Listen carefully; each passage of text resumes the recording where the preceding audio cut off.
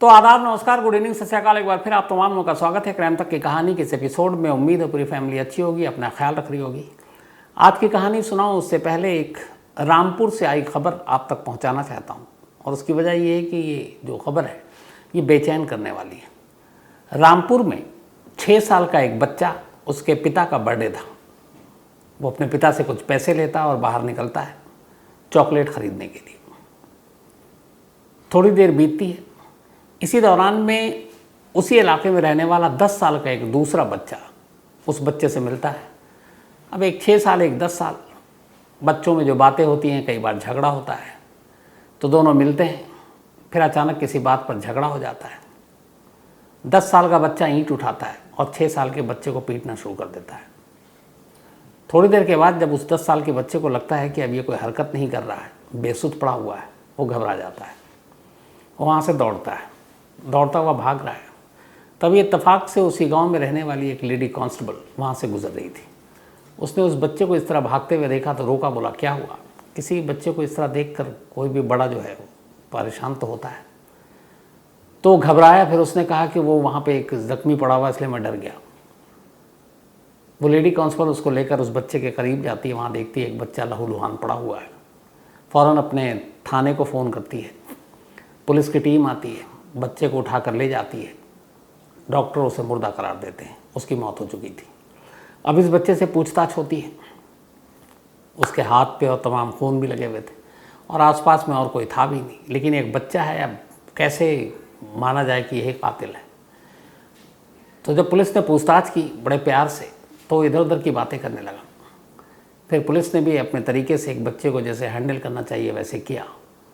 अब उस 10 साल के बच्चे के दिमाग में इतनी शातिरपना तो होगी नहीं।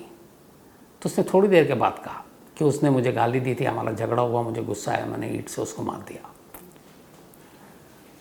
अब एक बच्चे का कत्ल हो गया, और 10 साल का जो बच्चा है, एक तरह से उसके ऊपर कातिल का ठप्पा लगा है। अब 10 साल का बच्चा है, जुवेनाइल जस्टिस के तहत कार्रवाई होगी, जेल जाएगा नहीं। लेकिन ये इसलिए आपको बता रहा हूँ कि 10 साल के बच्चे के हाथ से अगर किसी का कत्ल होता है तो ऐसी खबर सुनकर और सुनाकर दोनों तरफ से बेचैनी होती है। और ये मामला रामपुर का है और 2 दिन पुराना है। वो बच्चा फ़िलहाल जो बाल सुधार गृह है वहाँ है। हालांकि बाल सुधार गृह बेशक ऐसे लोगों के लिए बनाया गया, लेकिन इतने छोटे बच्चों के लिए भी नहीं। लेकिन जुर्म हुआ है तो कागजी और कानूनी कार्रवाई भी होगी। अब आते हैं आज की कहानी के ऊपर। फिल्मों में, जासूसी नॉवल में आप लोगों ने बहुत बार पढ़ा होगा कि किसी केस को सुलझाने के लिए, किसी मुजरिम को पकड़ने के लिए, किसी कातिल का सुराग ढूंढने के लिए पुलिस वाले भी भेष बदलते हैं, पता नहीं क्या क्या करते हैं। और ये हकीकत है, सिर्फ फिल्मी दुनिया की बात नहीं है, या जासूसी की दुनिया में नहीं होता, पुलिसिंग में भी होता है।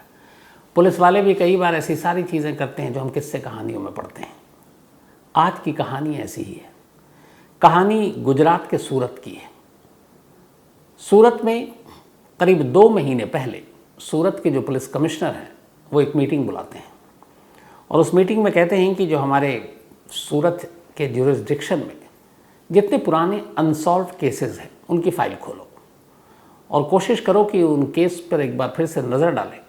और वो केस जो अब तक सुलझा नहीं पाए, वो पुलिस के दामन पर एक तरह से नाकामी का दाग है, तो अब उस केस को दोबारा ओपन करके उसको सुलझाने की कोशिश करो। बहुत सारे केस थे, तो ये हुआ कि प्रायोरिटी ऐसे केस पे दो जो हीनियस क्राइम से रिलेटेड हो, जब तक सुलझा नहीं हो, जैसे रेप, मर्डर, डकैती, ये सारी चीज़ें, या फिर रैनसम, किडनैपिंग। तो ऐसी तमाम फाइलें खोली गई, और वो केसेस जो 15-20 साल पुराने हों, 25 साल पुराने, 30 साल पुराने, तो एक फ़ाइल तैयार हुई 15 केसेस की। 15 वो केसेस जो या तो कत्ल के थे, या किडनैपिंग के थे, या फिर रेप के थे, या फिर डकैती के थे। अब टास्क दिया गया हर पुलिस वालों को कि आप लोग अपनी अपनी टीम बनाओ, और इन 15 केस जो अब तक 15, 20, 25 साल से सुलझे नहीं हैं, इनको सुलझाने की कोशिश करो। उन्हीं में से एक केस एक कत्ल का था जो 2001 में सूरत में हुआ था। 3 सितंबर 2001 एक विजय नाम के शख्स का कत्ल हुआ था, जो सूरत की एक कॉलोनी में रहता था। उस शख्स को पहले किडनैप किया गया और फिर उसको मारा गया। उसकी लाश सुनसान जगह पर मिली थी। बाद में जब पुलिस ने तफ्तीश की, 3 लोगों के नाम सामने आए। उनमें से एक नाम था पदम। पदम उसी सोसाइटी के एक कमरे में किराए पर रहता था जहां विजय रहा करता था। तो जो तफ्तीश हुई उसके बाद जो सच्चाई सामने आई वो ये थी कि जिस विजय का कत्ल हुआ उसकी एक मुंह बोली बहन थी। उस मुंह बोली बहन के साथ पदम का इश्क था, लेकिन अक्सर जब भी वो मिलने की कोशिश करता तो विजय कहीं ना कहीं से टपक पड़ता। तो पदम को लगा कि ये इसके इश्क के रास्ते में रोड़ा बन रहा है और इसके रहते हुए वो खुलकर मिल नहीं सकता। और ये बात हालांकि उसकी गर्लफ्रेंड को नहीं मालूम। उसने अपने 2 दोस्तों के साथ मिलकर कहा कि इस विजय को रास्ते से हटा दें तो फिर मेरा रास्ता आसान हो जाएगा। इसी के बाद 3 सितंबर को किसी बहाने से 2001 सुनसान जगह पर ये विजय को बुलाते हैं, शराब पिलाते हैं और फिर उसका कत्ल कर देते हैं। कत्ल करने के बाद अब मालूम है पदम को कि पुलिस उस तक पहुंचेगी। पदम भाग जाता है। उसके जो 2 साथी थे वो भी भाग लेते हैं, लेकिन वो पकड़े जाते हैं। पदम नहीं पकड़ा जाता। अब पुलिस जब उसके बारे में खंगालती है तो पता चलता है कि वो उड़ीसा का रहने वाला है। पुलिस की एक टीम उड़ीसा जाती है। वहाँ उसके गांव में तमाम लोगों से पूछताछ होती है। कई दिनों तक पुलिस की टीम डेरा डाले होती है, लेकिन पदम उनके हाथ नहीं आता। पुलिस लौट जाती है। धीरे धीरे वक्त बीतता है।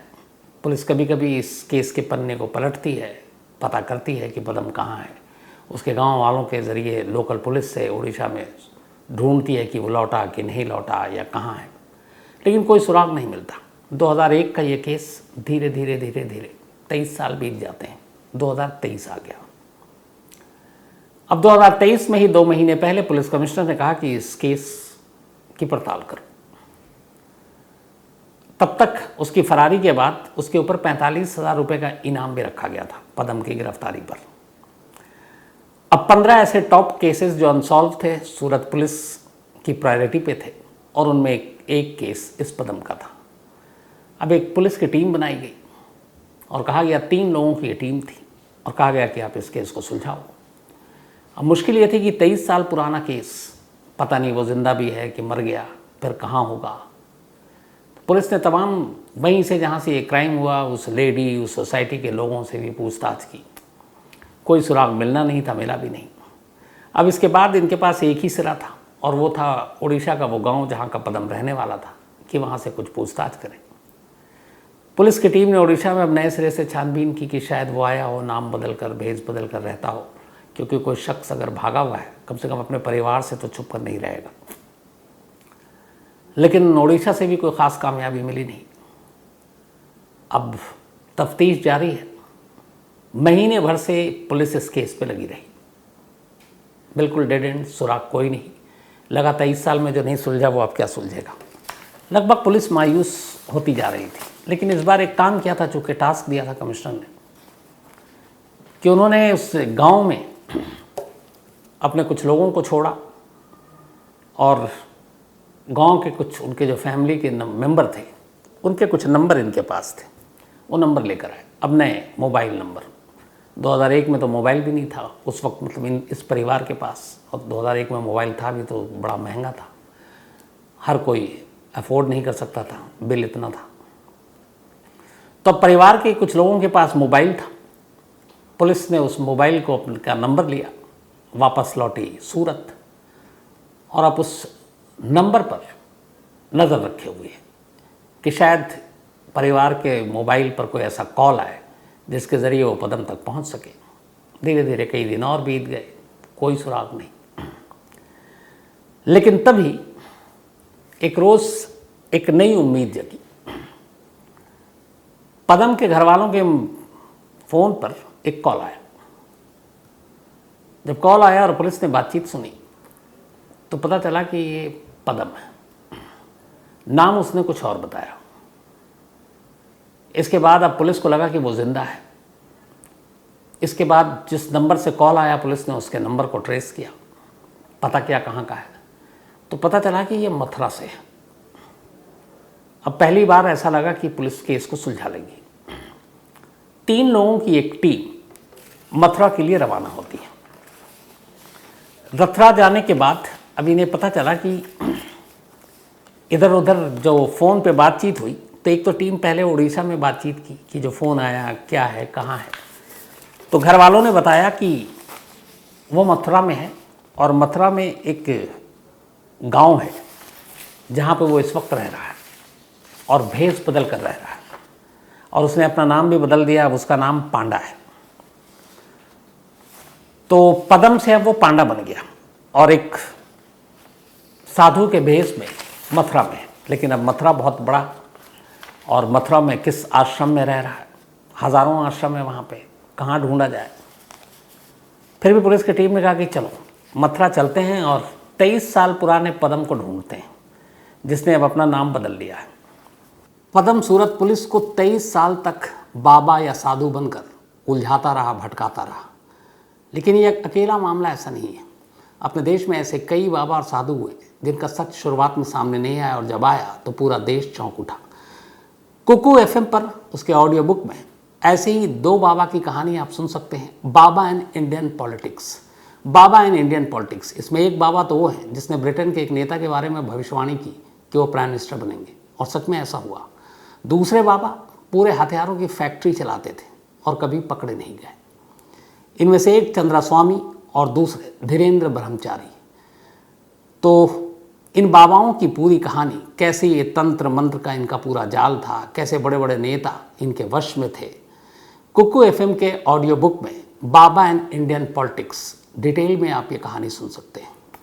कुकू एफएम देश का बेस्ट ऑडियो शो प्लेटफॉर्म है, जिसके 15 लाख से ज़्यादा एक्टिव हिंदी पेड सब्सक्राइबर हैं, और यहाँ हर महीने 4200 घंटे के कंटेंट्स के साथ ये लगातार बढ़ रहा है। कुकू एफएम ऐप पर 10,000 से ज़्यादा ऑडियो बुक हैं, जिसे आप कहीं भी कभी भी सुन सकते हैं, हिंदी में सुन सकते हैं। इसमें biography, business, crime, entertainment, politics तमाम बुक हैं। क्राइम तक फैमिली के लिए इस वक्त एक खास ऑफर है। कुकू एफएम ऐप के पहले महीने के सब्सक्रिप्शन पर पूरी क्राइम तक फैमिली के लिए 50% डिस्काउंट है। यानी पहले महीने के लिए सिर्फ 49 रुपये में आपको 10,000 ऑडियो बुक का ऐसा खजाना मिलेगा, जिसे आप जहाँ चाहें सुन सकते हैं और अपना ज्ञान बढ़ा सकते हैं।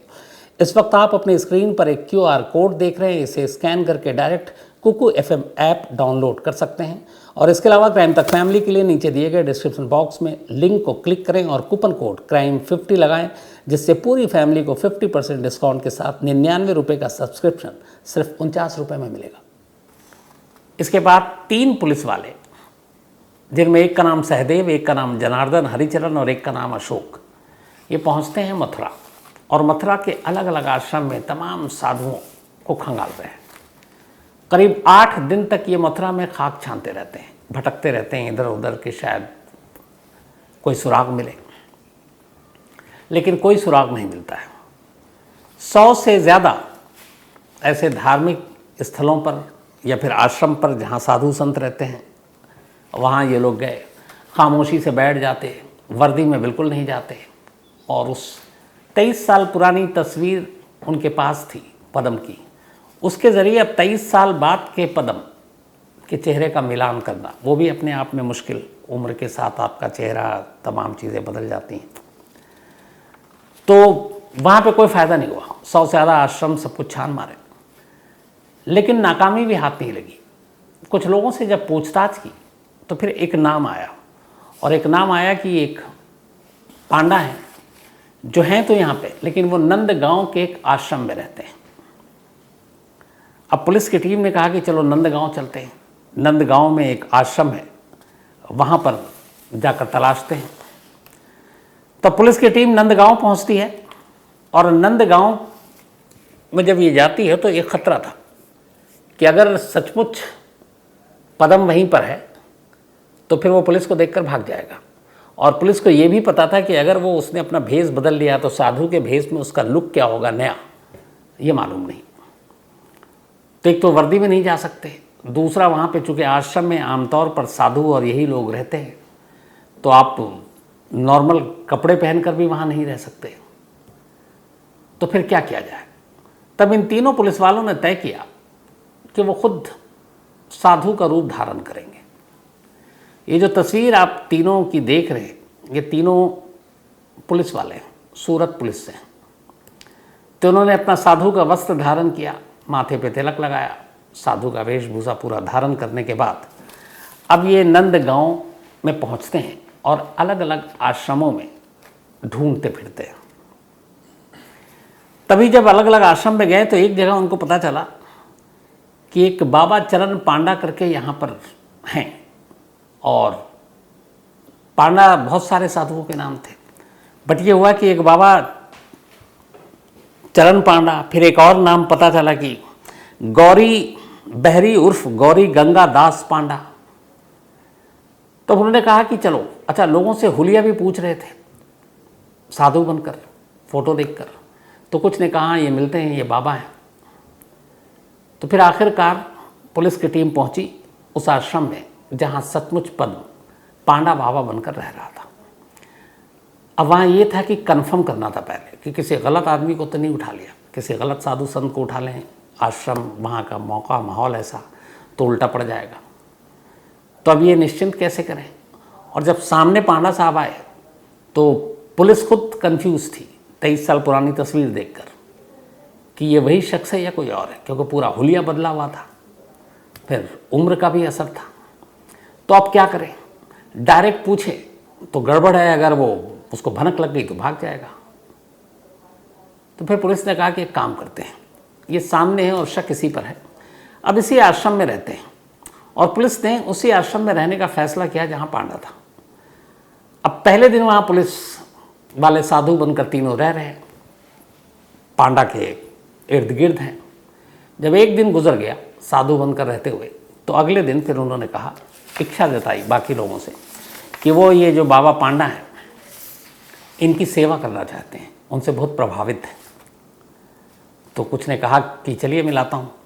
तो अब उस गंगादास पांडा के पास कुछ साधु ले गए, उन्होंने कहा ये आपके भक्त हैं तीनों, आपकी सेवा करने चाहते हैं। तो पांडा ने कोई आपत्ति नहीं जताई। अब इसके बाद ये 3 पुलिस वाले साधु बनकर अगले 24 घंटे तक पांडा यानी पद्म के पास रहते हैं और उसकी सेवा करते हैं, बाकायदा पैर भी दबा रहे हैं। और इसी दौरान में बातचीत करते करते वो अपने गुरु मानते हुए उनकी कुंडली भी खंगाल रहे हैं और पूछ रहे हैं कि बाबा आप कहाँ कैसे। तो इसी चक्कर में बाबा ने कुछ ऐसी बात बता दी जिसके बाद पुलिस वालों को यकीन हो गया कि यही है पद्म। उड़ीसा का उन्होंने जिक्र कर दिया, गुजरात वो जा चुके हैं ये भी बता दिया, क्योंकि इन साधुओं ने कहा हम देश भर में भ्रमण करते रहते हैं, हम गुजरात भी गए, सूरत भी गए। तो बाबा आपने कभी सूरत देखा, उन्होंने बता दिया। बाबा उड़ीसा का भी उन्होंने बता दिया। तो जब ये सारी चीज़ें बता दी तो फिर पुलिस वालों को यकीन हो गया। 24 घंटे की सेवा के बाद फिर अचानक पुलिस वाले बड़े प्यार से बाबा से कहते हैं चलिए, और तब तक वो लोकल पुलिस को इन्फॉर्म करते हैं और बताते हैं कि 23 साल से फरार हमारा एक मुजरिम यहाँ साधु के भेष में नाम बदल कर रह रहा। और बाकायदा वो केस फाइल उनके पास, लोकल पुलिस ने देखा। इसके बाद लोकल पुलिस ने कोई ऑब्जेक्शन नहीं किया। अब सूरत पुलिस पांडा साहब को लेकर सूरत रवाना हो जाती है। अभी भी उनकी अपनी जो बयान और इस केस के बारे में जो भी कहना था वो बाकी था। अब सूरत जाने के बाद पांडा साहब से पूछताछ होती है, उर्फ पद्म।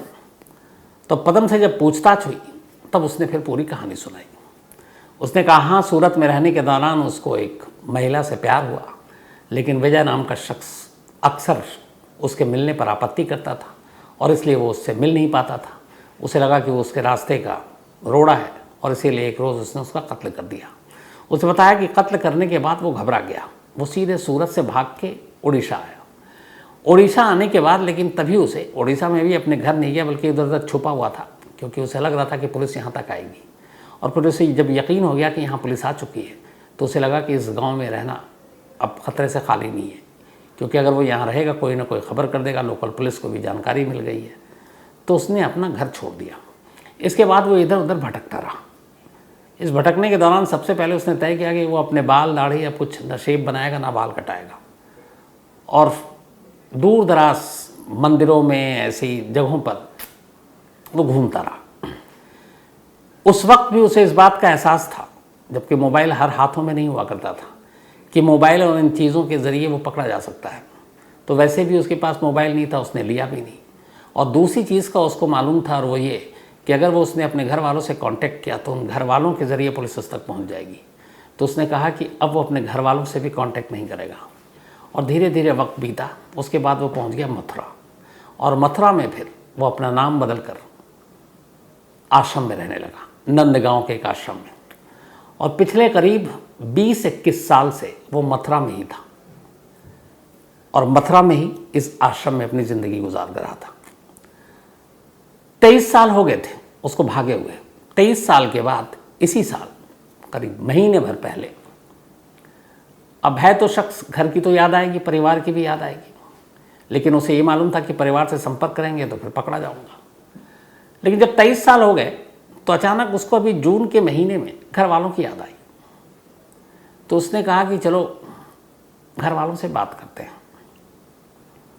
उसने एक मोबाइल खरीदा, पहली बार मोबाइल लिया, सिम लिया, और इसके बाद इस दौरान में उसके जो घर के आसपास के कुछ लैंडलाइन नंबर थे पहले, वहाँ उसने फ़ोन किया। फिर पता चला उनके घर के रिश्तेदार, जो घर के लोग हैं, उनके पास मोबाइल है। उसने मोबाइल नंबर लिया, अपने बारे में कुछ बताया नहीं, और फिर जब मोबाइल नंबर लिया तो उसके बाद अपने घर में भाई और बाकी लोगों से बातचीत की। इधर उसे पता नहीं था कि ये नंबर गुजरात पुलिस के पास भी है। तो जब उसने भाई से पूरी बातचीत की तो वो सारी चीज़ें गुजरात पुलिस तक पहुंच गई, और इसका नंबर भी आ गया, और इस तरीके से पुलिस 23 साल बाद उस तक पहुंच गई। तो यहाँ पे पदम को ये लगा, उसने पुलिस को बताया कि अब 23 साल हो गए, मुझे लगा केस ख़त्म, कहाँ पुलिस भी भूल गई, और अब इतने साल के बाद कौन मुझे ढूंढेगा। तो इसी गलतफहमी में मैंने मोबाइल ख़रीद कर अपने घर वालों से बात कर ली, और ये एक छोटी सी गलती उसके ऊपर भारी पड़ गई। अब पुलिस ने उसे गिरफ्तार किया। पुलिस टीम की तारीफ़ भी हो रही है कि उन्होंने इस केस को सुलझाया, और 23 साल बाद अगर कायदे से देखें तो उस वक्त पकड़ा जाता तो शायद 2001 उम्र कैद की अगर सज़ा होती तो 14 साल, यानी कि मतलब लगभग 2015 तक वो बाहर आ जाता। लेकिन अब 23 साल बाद पकड़ाया है, और 23 साल के बाद अगर मिनिमम उसको उम्र कैद की सज़ा होती है, हालांकि इसमें कोई रेयरेस्ट ऑफ रेयर केस है नहीं, तो फांसी होनी नहीं है, तो उम्र कैद की सज़ा होती है, तो अब 14 वाली होगी या ताउम्र होगी, पता नहीं। लेकिन ये है कि अब बाकी की ज़िंदगी उसको जेल में काटनी पड़ेगी। लेकिन दूसरा पहलू ये है कि जो ज़िंदगी उसको तब जेल में काटनी थी तब वो आज़ाद था। तो आने वाले दौर में या आने वाले वक्त में इस केस में क्या होगा, ये फ़िलहाल कुछ साल के बाद ही पता चलेगा। तो ये थी कहानी 23 साल तक पुलिस को चकमा देने वाले एक शख्स की। अब कहानी ख़त्म करूँ उससे पहले वही अपना सिलसिला। आज मोनिका दीपेश चौधरी, इनका बर्थडे है, तो हैप्पी बर्थडे मोनिका जी। और ये दीपेश कुमार चौधरी जी की पत्नी है। रोहित, इनका भी आज बर्थडे है, तो हैप्पी बर्थडे रोहित। और ये जेसी के बेटे हैं। दुर्गेश जायसवाल, इनका भी आज जन्मदिन है, तो हैप्पी बर्थडे दुर्गेश जी। और सुधीर कुमार ने भेजा है। रोहित शर्मा, इनका भी आज जन्मदिन है, तो हैप्पी बर्थडे रोहित। और मलखान ने भेजा है। इसके अलावा अनवी झा, इनका भी आज जन्मदिन है, तो हैप्पी बर्थडे अनवी। और प्रशांत झा ने भेजा है। साथ ही नीलेश तांबे जी, इन्होंने कहानी की फरमाइश की है। सुधीर कुमार, इन्होंने कहानी की फरमाइश की है। Yamuna Singh Dhurve, thank you so much आपका। अरशद रज़ा, आपका मेल मिल रहा है, इसलिए मैं आपका जिक्र कर रहा हूँ। इसके अलावा अमल्यान कुमार दास, इन्होंने कहानी की फरमाइश की है। Firdaus Khan, thank you so much, और इन्होंने भी कहानी की फरमाइश की है। इसके अलावा अनिल पांडे, इन्होंने भी कहानी की फरमाइश की। And thank you so much Anil, आपके इस मेल के लिए भी। तो कहानी में इतना ही, लेकिन एक बार फिर आपको याद दिला दूं कि कुकू FM ऐप पर क्राइम तक फैमिली मेंबर्स के लिए खास ऑफर है। क्राइम 50 कूपन है, डिस्क्रिप्शन में लिंक है, यहाँ आप जाएं और 99 रुपीज़ का सब्सक्रिप्शन 49 रुपीज़ में पहले मंथ के लिए पाएं और कुकू FM के मज़े लें।